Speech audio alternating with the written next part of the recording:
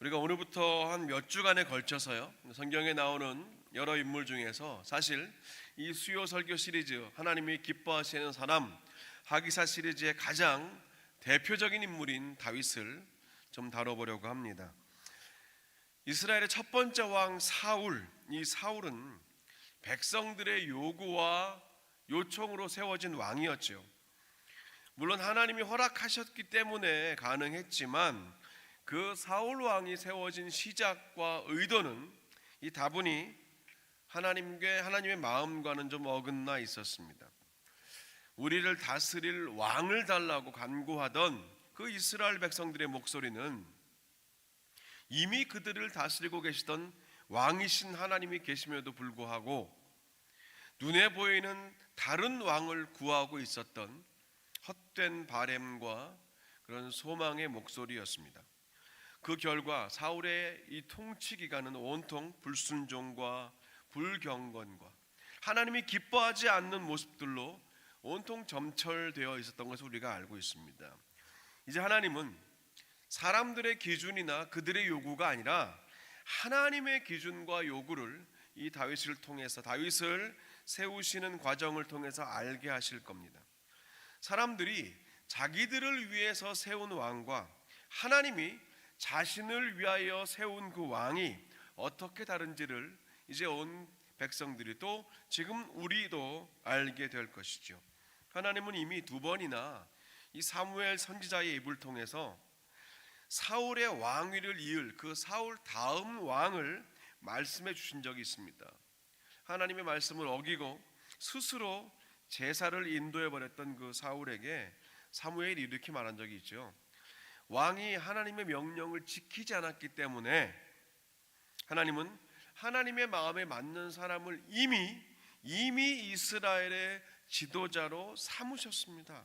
그리고 두 번째 또 한 말은 사울이 아말렉과의 전투에서 승리를 거둔 이후에 하나님이 전리품을 취하지 말라라고 하셨음에도 불구하고 취사 선택하여 전리품을 취한 그런 죄를 저지릅니다.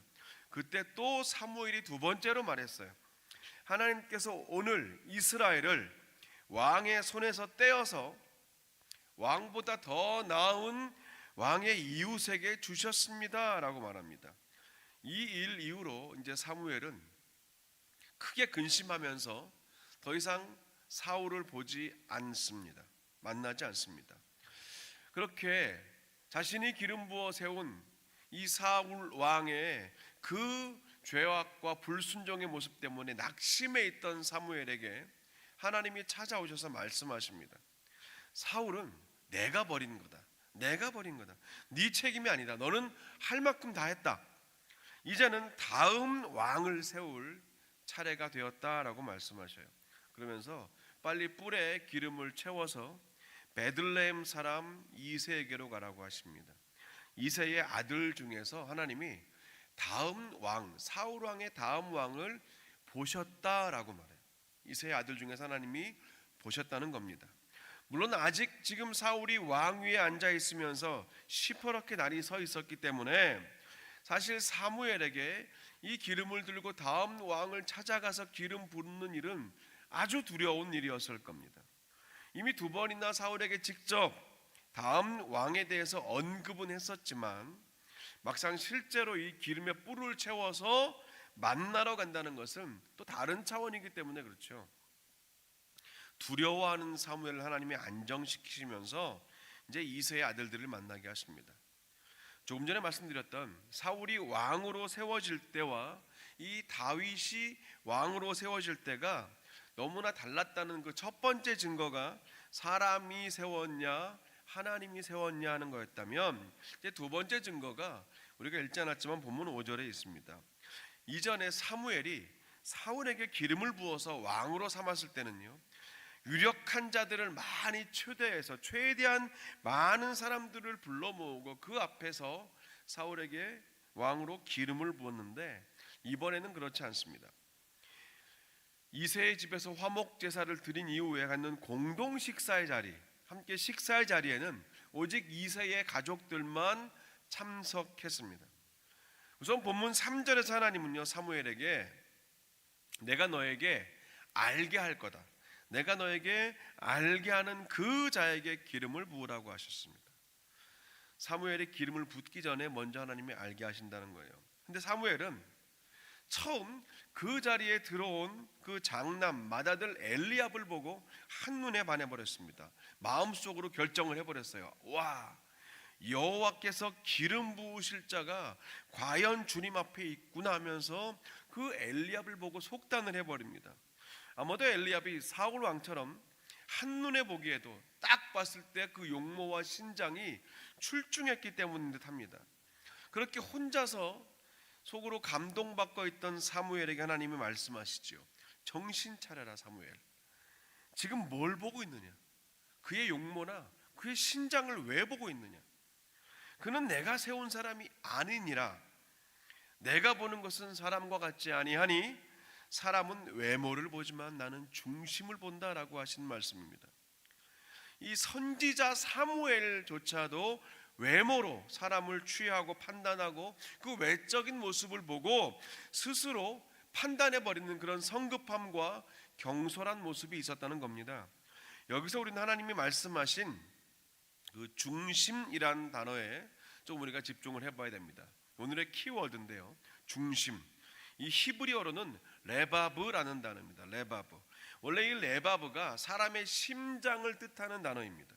그러니까 성경 안에는요, 사람의 감정이 머무는 곳이나 또 지식이나 지혜를 담아두는 자리, 그리고 양심과 어떤 도덕적인 특성을 결정짓는 곳을 레바브라고 하면서 그렇게 사용한 적이 있습니다. 쉽게 말하면 레바브는 사람의 어떤 몸이나 이런 외모를 제외한 그 모든 전인격적인 그런 존재성을 일컫는 말이 레바브입니다.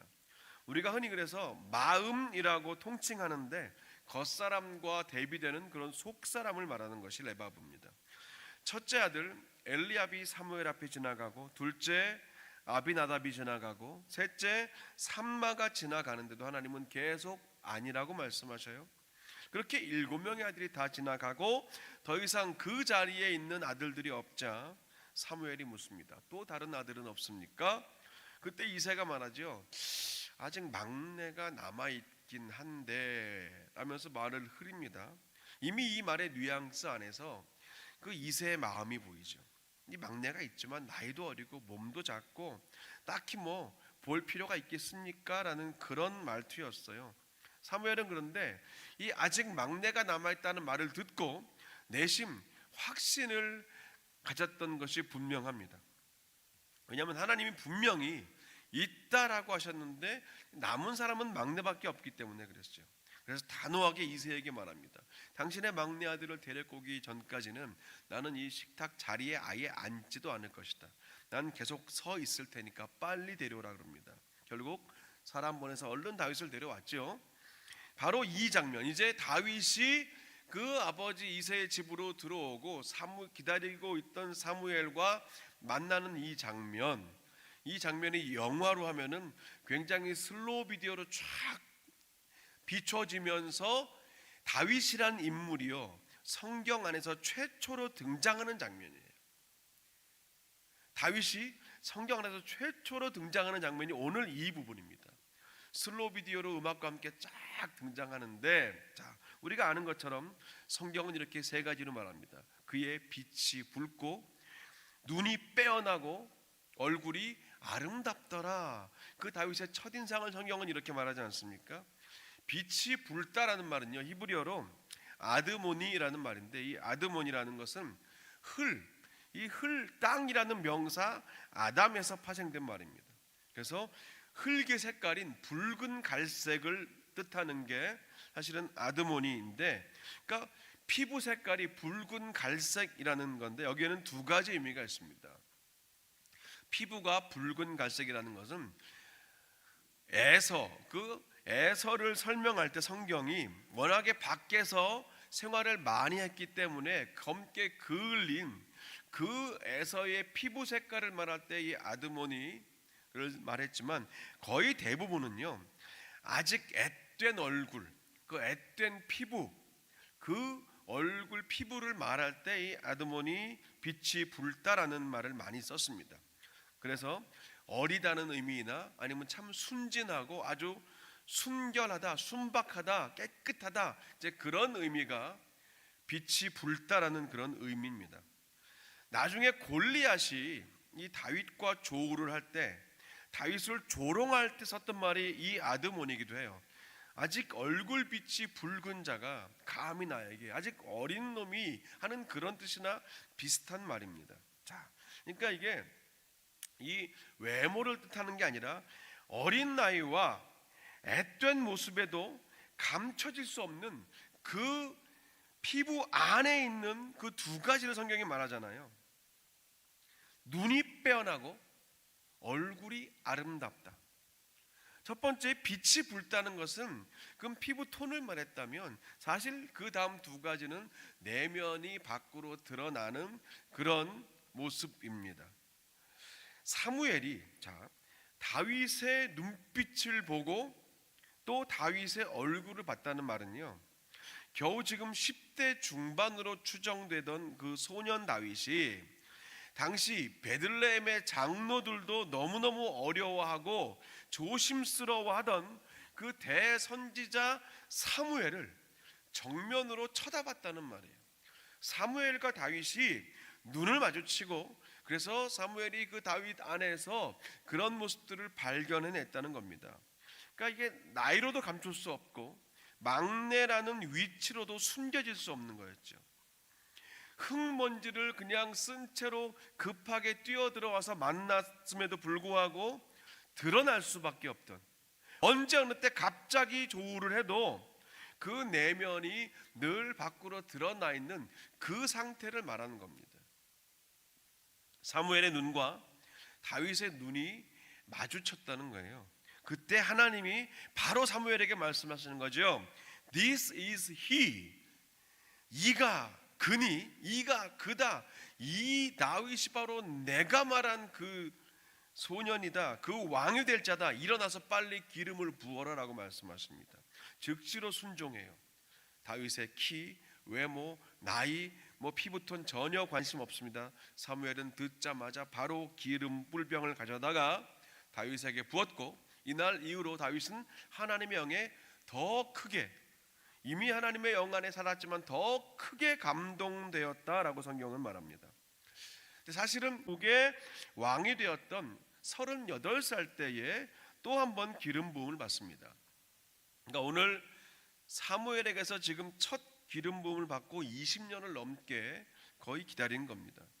근데 그냥 기다리고 소망하고 있는 것이 아니라 그 20년 이상 동안 온갖 고난과 공격과 비난 속에서도 하나님의 언약의 말씀, 언약의 이루어짐을 바라면서 결국 통일왕국의 왕이 되었던 것이죠. 이 길고도 놀라운 역사의 첫 장면이 오늘 우리가 잠시 확인한 이 부분 아닙니까? 오늘 우리가요, 하나님이 기뻐하시는 사람, 그 대표적인 인물 다윗의 첫 번째 역사의 시작 장면을 함께 보면서 전 설교 제목처럼 다윗이 하나님께 그 중심을 인정받은 사람이라는 사실에 여러분과 함께 집중해 보고 싶습니다.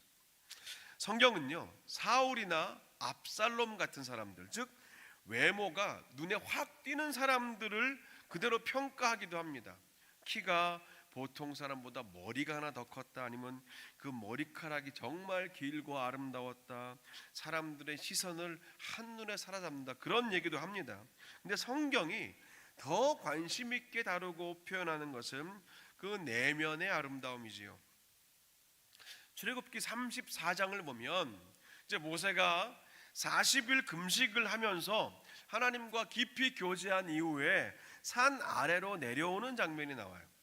그때 성경은 그 40일 금식을 한 이후의 모세임에도 불구하고 그 얼굴에 광채가 나서 이스라엘 백성들이 모세의 얼굴을 똑바로 쳐다볼 수 없었다라고 말합니다. 또 사도행전 6장을 보면은 최초의 순교자 스데반 집사님의 모습이 나오는데, 은혜와 성령으로 충만했던 그 첫 순교자 스데반은 피투성이가 돼서 죽어가고 있었지만, 당시 그 자리에 있던 하나님을 전혀 예수님을 믿지 않던 공회원들의 눈에요, 그 스데반의 모습이 마치 천사의 모습과 같았다고 말합니다. 모세를 보던 이스라엘 백성들과 스데반을 보던 공회원들은 모두 다 그 중심을 본 거지. 40일 금식을 하고 난 이후에 당연히 외면의 모습은 얼마나 초췌하고 쇠하였겠습니까? 근데 그 중심에는 하나님의 영광의 빛이 모세에게 있었다는 거예요. 그리고 복음을 전하다가 사람들에게 끌려가 매를 맞고 돌을 던짐을 당하여 순교한 그 외면의 모습, 스데반의 겉모습은 참담하기 그지없었겠지만 그 중심에 하나님의 임재가 영광이 가득했기 때문에 스데반의 모습을 보며 천사의 얼굴을 봤다는 겁니다. 오늘 다윗도 그랬어요. 헐레벌떡 달려왔겠지요. 얼굴과 온 몸은 땀에 젖어 있었고 어디 하나 단장할 틈도 없이 그냥 먼지 투성이었겠지만 그 중심에 하나님의 영이 있었습니다. 왜냐하면 이미 그때부터 다윗은요, 들에서 산에서 하나님을 찬양하고 노래를 지었고 악기를 연주하면서 그렇게 시간을 보낸 사람이 있기 때문입니다. 하나님은 그래서 그 다윗을 이미 오늘 이새가 기름 붓기 전에 아까 제가 말씀드렸던 것처럼 하나님은 이미 다윗을 주목하고 계셨기 때문에 이새의 아들 중에서 기름 부을 자가 있다라고 사무엘에게 말씀하신 거죠. 이미 그 전에 하나님은 다윗을 주목하고 계셨습니다. 하나님이 주목하신 것은 다윗의 외면이나 그 가족 안에서의 위치가 아니라 그 다윗의 중심에 하나님이 주목하고 계셨다는 거죠. 하나님은 우리의 중심을 보시는 분이라는 것, 우리가 오늘 반드시 기억해야 될 메시지입니다. 하나님은 우리의 중심을 보신다는 말은요, 좀 이렇게 풀어 말하면 됩니다. 하나님은 우리의 의도와 목적을 보신다는 말로 좀 풀면은 조금 더 우리가 현실적으로 다가올 수 있죠. 하나님은 우리의 의도와 목적을 보시는 분입니다. 그런 이야기를 읽은 적이 있어요. 어느 성도가 꿈속에서 주님을 만났습니다. 근데 자신 앞에 항아리가 한 개 놓여 있는 거예요. 큰 항아리가 놓여 있어서 궁금해서 주님께 여쭤봤다는 거죠. 주님, 이것이 무엇입니까? 그랬더니 이 항아리 안에는 네가 평생 동안 나를 위해 불렀던 찬양이 담겨 있다라고 말씀해 주셨어요. 근데 그분이 성악을 전공한 분이었거든요.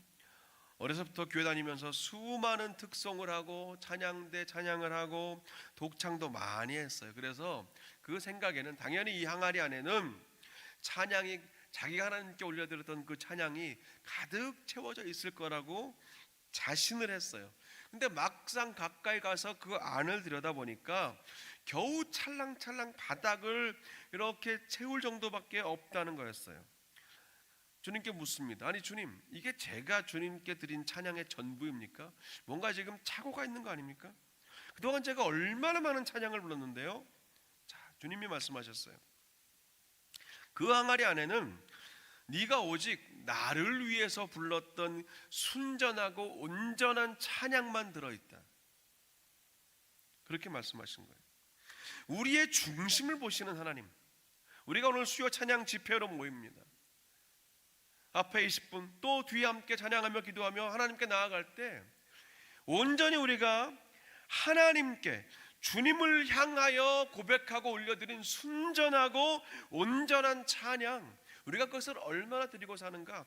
우리의 중심에서 비롯된 우리의 입에서 나오는 노래가 아니라 우리의 성대에서 울리는 음성 에너지가 아니라 우리의 중심과 우리의 영에서 나오는 찬양이 과연 얼마나 되는가 생각해 볼 만한 이야기입니다.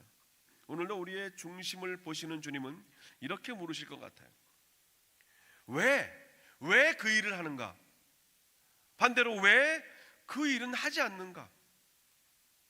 또 왜 거기에 있는가?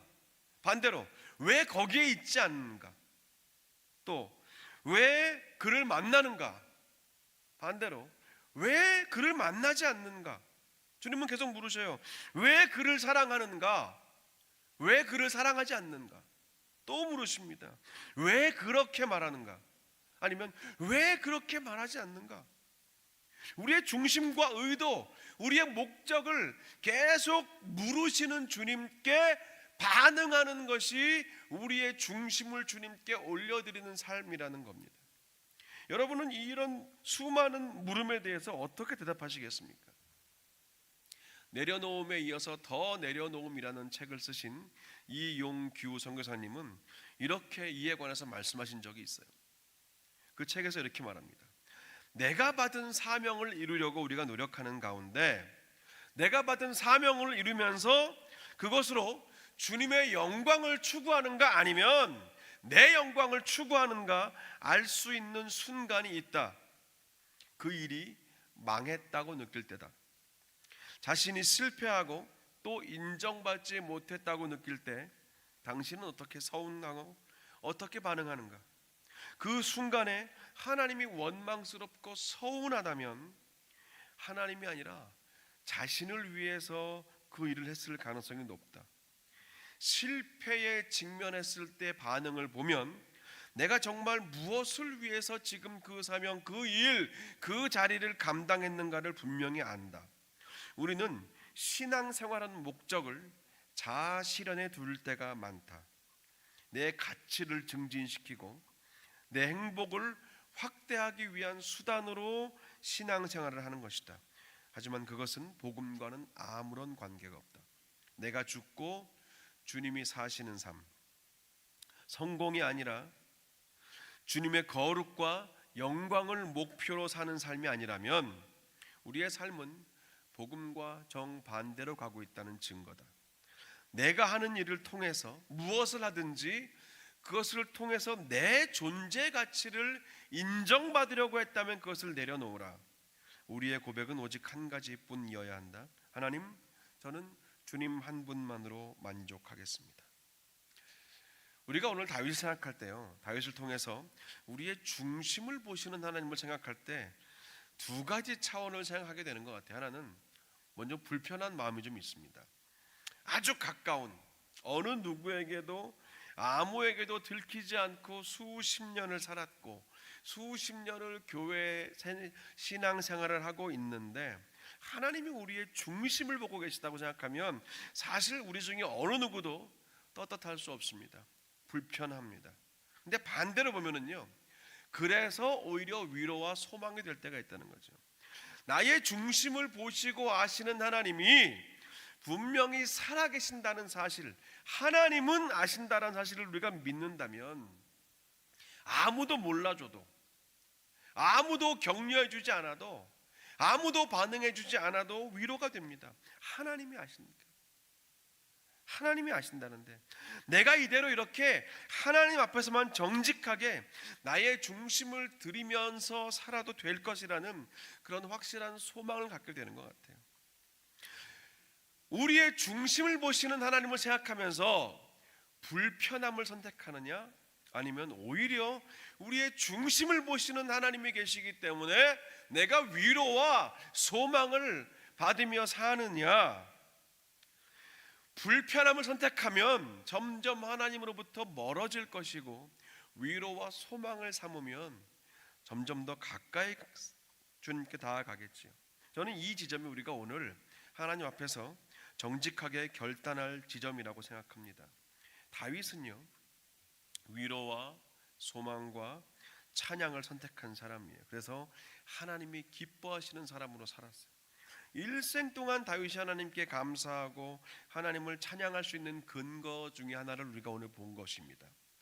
형제 중에서 제일 어린 자요, 제일 작은 자이며 뭐 내세울 거 하나 없는, 세상적으로 볼 때 뭐 뚜렷하게 자랑거리 하나 없는 그 자신을 하나님이 일방적인 선택하심의 은혜와 찾아내 주시고 찾아와 주심의 그 은총을 통하여 자신에게 기름을 부어주셨고 세워주셨고 일생을 인도하셨기 때문에 그렇습니다. 그래서 다윗은 일생을 감사와 찬양으로 살았습니다. 그 중심을 더욱더 채워가면서 살았습니다. 오늘 우리가요, 하나님께 그 중심을 인정받았던 사람, 그 다윗을 통해서 우리의 중심을 좀 비춰보는 이 시간으로 삼고 있습니다. 우리가 겉사람을 꾸미고 잘 다듬고 겉사람을 잘 가꾸면 그냥 우리 속 사람에게 어느 정도 자신감은 줄 수 있어요. 맞습니다. 겉사람을 잘 꾸미면 우리 속 사람에게 자신감은 어느 정도 줄 수 있겠지만 그 내면 세계와 중심까지 온전히 바꾸지는 못하지요.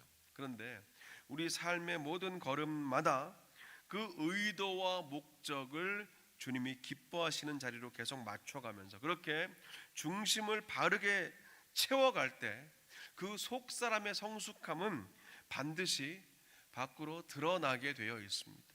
그것이 오늘 다윗의 첫 인상을 성경이 기록할 때 단순히 겉에 보이는 모습뿐 아니라 그 내면이 얼굴로 드러나는 그 눈빛으로 그 인상과 표정으로 드러나는 그것을 한꺼번에 설명한 그 짧은 구절 안에 사실은 그 중심이 하나님의 기쁨이 된 사람의 모습이 나타나 있는 거 아니겠습니까?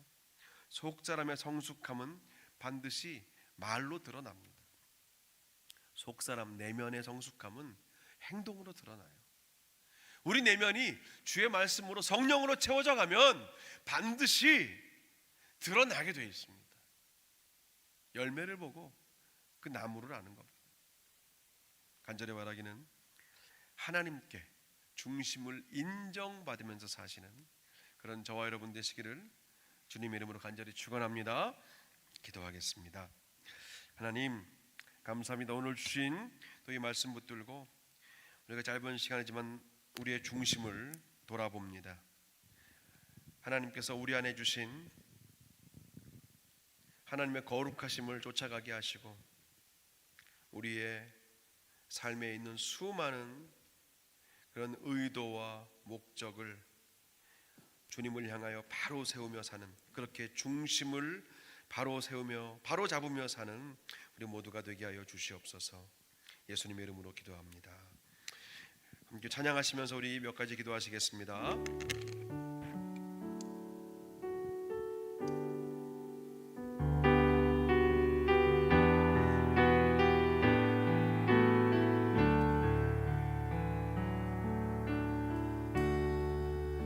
예수의 사랑이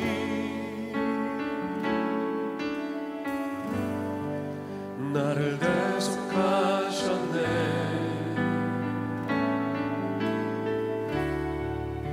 예수의 보혈이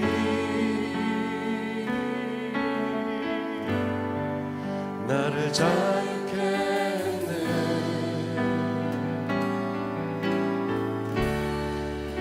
십자가의 사랑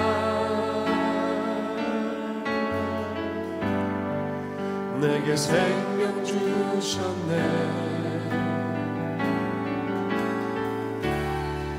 십자가에 달리신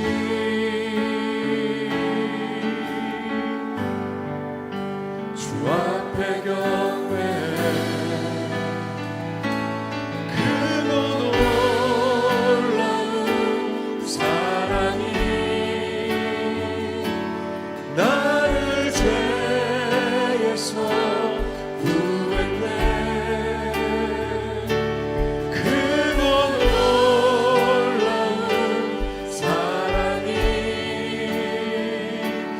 나를 새롭게 하시네.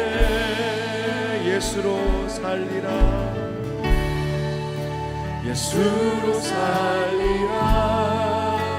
예수만 따르리. 예수만 따르리.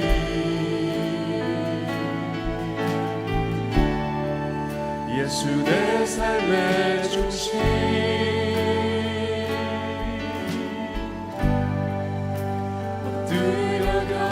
그거 놀라운 사랑이 그거 놀라운 사랑이 나를 죄에서 구했네. 그거 놀라운 사랑이 나를 새롭게. 그거 놀라운 사랑이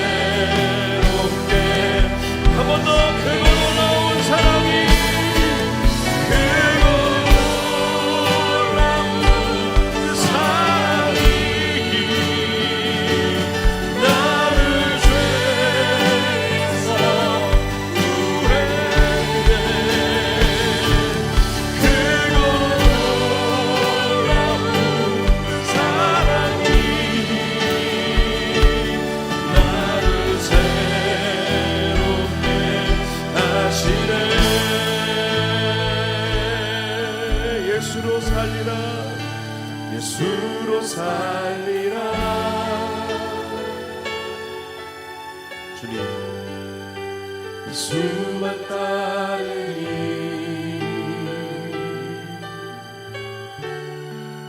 예수 내 삶의 중심.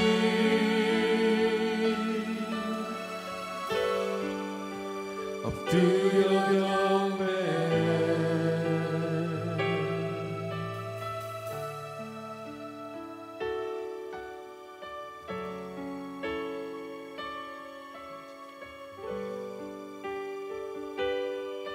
내 이름 불러주신 주님, 내 이름 불러주시고 내 삶의 주인 되시는 내 맘의 노래 되시는 그는 크신 나의 예수님. 삶의 무게가 내 마음을 누르고 버틸 힘없는 시간을 지날 때 예수만 의지하는 삶 되기 원하네. 주 붙드네. 주님 시선을 거두지 않으사 주의 은혜로 감당케 하시네. 예수로 사는 인생 책임져 주시니 주께 맡기네. 내 안에 모든 염려는 절실한 기도 되리라.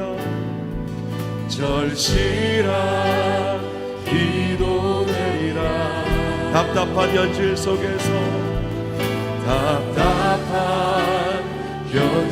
속에서 주만 온전히 바라봅니다. 삶의 무게가 내 맘을